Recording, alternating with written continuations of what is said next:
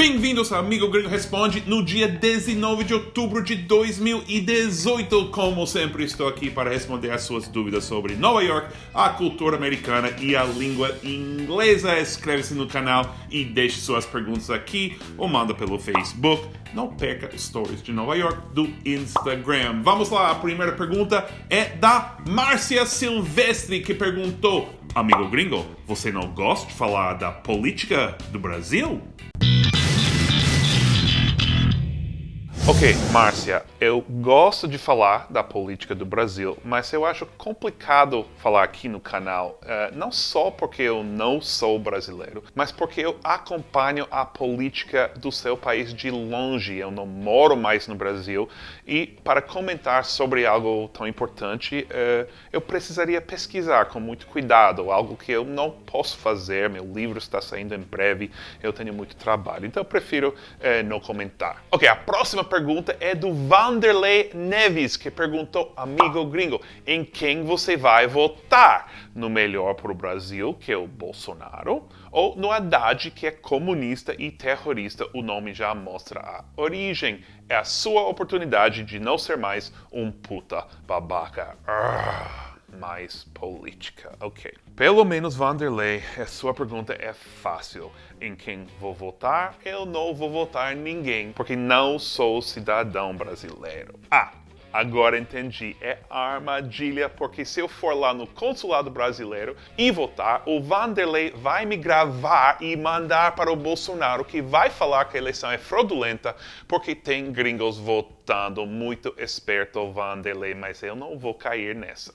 Só que pelo jeito que você fez a pergunta, estou vendo que é inevitável ter que falar algo. Por isso eu vou falar da eleição no Brasil, mas da forma que eu me sinto mais à vontade. Falando da situação política daqui, nos Estados Unidos, e comparando. Mas vou começar com uma opinião. Eu queria que o Ciro chegasse ao segundo turno. Não é porque eu acho que o Ciro seria o melhor presidente possível. Na verdade, me parece um cara legal e também engraçado. Mas meu irmão também é legal e engraçado. E ele não ia ser um bom presidente para o Brasil. Especialmente porque ele não fala português. Então isso não é um bom exemplo. Mas tudo bem. Na verdade, se eu fosse brasileiro, eu teria votado no Ciro, porque foi a maior esperança para evitar essa polarização que hoje toma conta do Brasil, e para mim é muito triste ver de longe. Infelizmente, isso vai continuar depois da eleição. Então, se você acha que depois o lado que perde vai desaparecer, você está errado. Eu sei disso porque eu moro num país dividido. Moro em um país que teve uma eleição entre a candidata do partido de esquerda, acusada de ser socialista e corrupta. Vocês lembram desse grito de "Lock her up"? Das pessoas que queriam mandar ela para a cadeia. Quem gritava isso apoiava nosso candidato de direita, que a esquerda acusou de ser racista, machista, anti-imigrante, de incitar violência e de ter tendências fascistas. Segundo o candidato, porém, foi mal interpretado e exagerado por uma parte da mídia que queria destruí-lo. Então, já se passaram 2 anos depois da eleição do Trump e continuamos igual. Todo mundo que segue o canal sabe que eu votei na Hillary, já falaram, já me chegaram nos comentários, não precisam repetir. Apoiei ela porque eu achei imperdoável o ódio que o Trump espalhava, muitas vezes sutilmente, às vezes de forma aberta, no desrespeito que ele tem pelo fato científico do aquecimento global. Que sou uma pessoa verdadeiramente puto babaca, ia negar, né? E das posturas dele que beneficiam seus amigos empresários. Lembrando de como eu me sentia uma semana antes da eleição em 2016, olha, eu não conseguia acreditar que uma pessoa normal votaria no Trump. Mas nos últimos 2 anos eu acho que aprendi muito. Aprendi que eu estava errado, não pelo meu voto, mas por pensar que todos os que votaram no Trump eram pessoas horríveis e que não era possível votar nele sem ser racista, machista, odioso. Mas aí depois da eleição, lendo e ouvindo a rádio e tudo, eu aprendi a entender as outras motivações para votar no Trump. ok? E aqui é a minha lista de razões que as pessoas votaram no Trump, as razões diferentes. Tinha pessoas que simplesmente odiavam a Hillary, achavam ela corrupta e teriam votado em qualquer pessoa que não fosse ela, tá? Nesse caso, o Trump.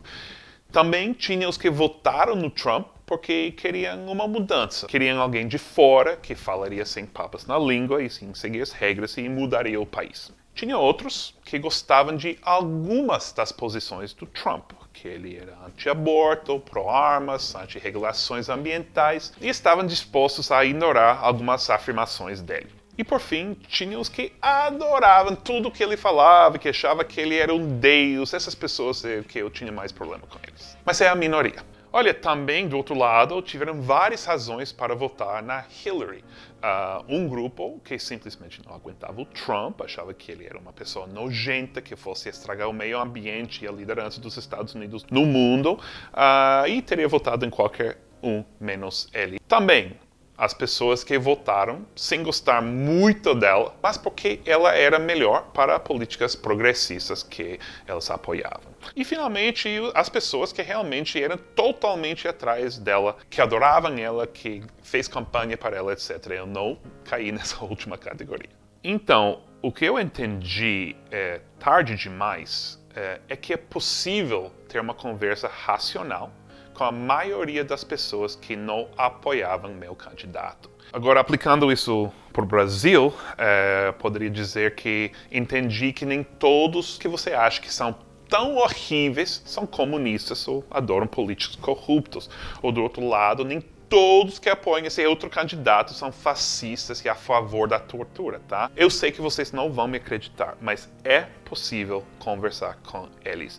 É que precisa de muita, muita paciência. E conversando, talvez um de vocês possa mudar de opinião. É possível. Não é tão provável, mas é possível. Mesmo que não mude, talvez você possa aprender algo com a experiência de outras pessoas no seu país. Então, nesse meu mundo dos sonhos, que eu sei que é o mundo dos sonhos, um eleitor de Haddad poderia dizer para alguém do outro lado, como você, eu acho urgente resolver o problema da violência no Brasil. Eu acho mesmo, mas eu tenho medo de um Brasil em que os policiais são liberados para matar. Eu acho que a solução não é tão simples assim e que precisamos de outro caminho. E vejo que ele diz, talvez ele diga que nisso concorda com você, mas apoia o Bolsonaro por outras razões. Ou ele pode dizer que é a única solução possível, mas aí vocês vão conversando. Se você é eleitor do Bolsonaro, você poderia dizer para alguém do outro lado, olha, eu estou preocupado que o Brasil vai virar uma Venezuela sob Haddad. E a outra pessoa poderia dizer algo tipo, o fato do PT não condenar a Venezuela é preocupante, eu concordo com você. E eu não gosto do Maduro. Mas para mim, mesmo que um partido apoiasse as políticas de um país, não quer dizer necessariamente que há uma intenção de copiar aquele sistema. Aí vocês vão conversando e quem sabe talvez vocês cheguem a algum trecho pequeno de, como falar em português, common ground, uma área em comum, alguma coisa que vocês concordam.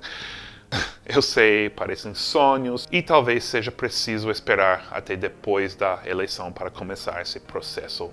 Pelo menos aqui foi assim mesmo. Mas também, mesmo antes da eleição, é totalmente contraproducente reduzir as discussões políticas a palavras ofensivas, tipo, oh, você é comunista, você é fascista, mesmo se você acredita que seja o caso.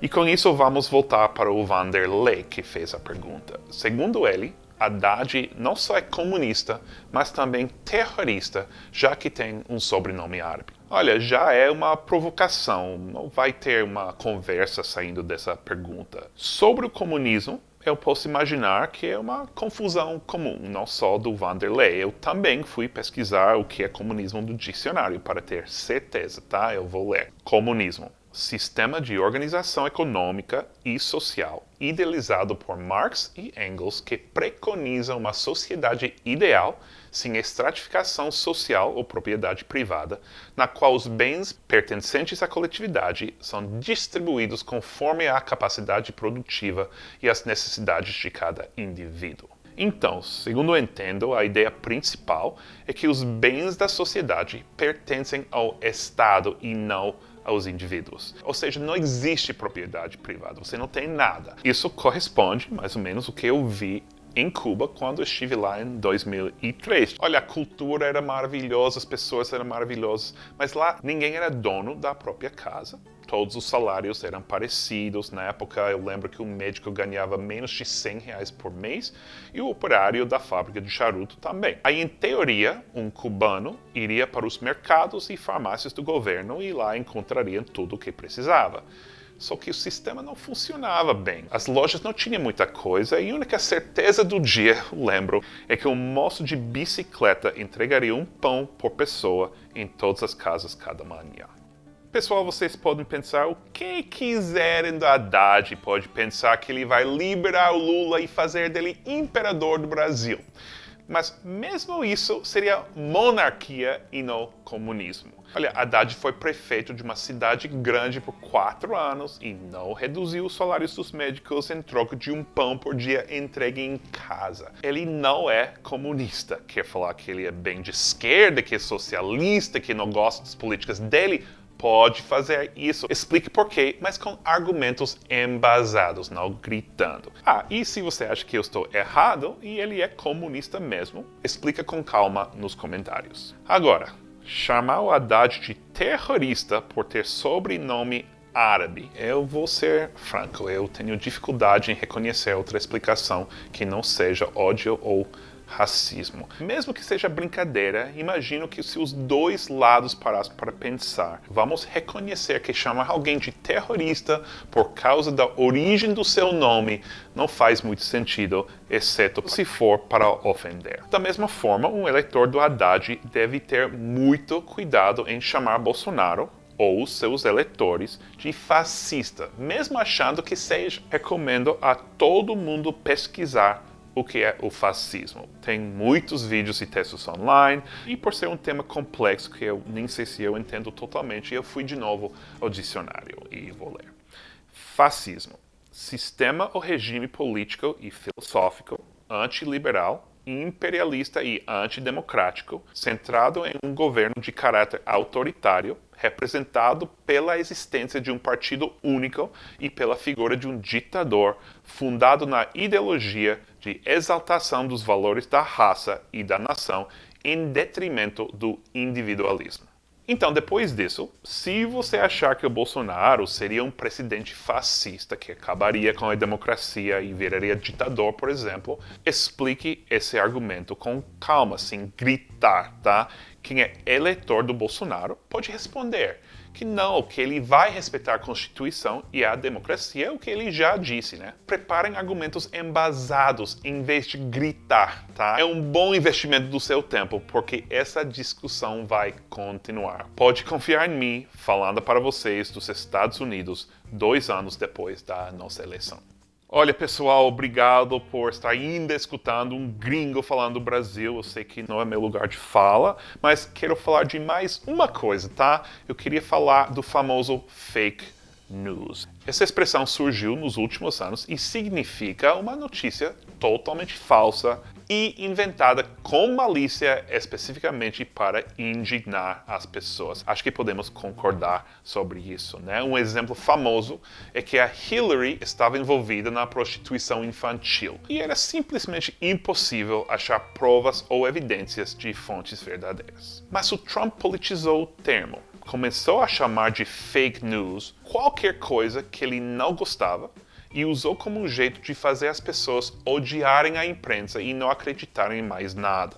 Mas olha, as matérias que saem na mídia tradicional daqui, CNN, New York Times, Washington Post, etc., isso não é fake news.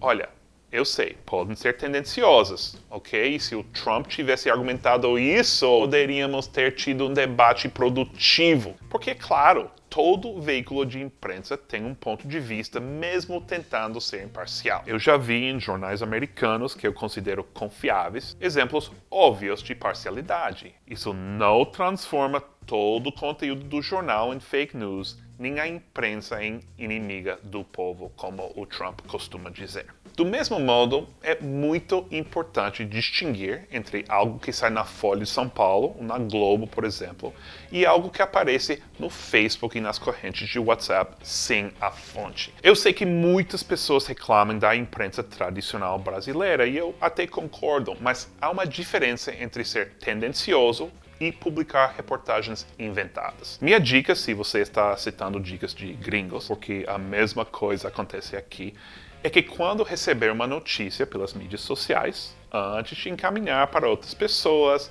faça uma pequena pesquisa de onde veio, tem credibilidade, e se não tiver, pode ser fake news mesmo. Caso contrário, veja se considera tendencioso e por quê. E aí, com esse argumento, podemos começar uma conversa, um debate racional, algo que no seu país e no meu faz muito falta hoje em dia.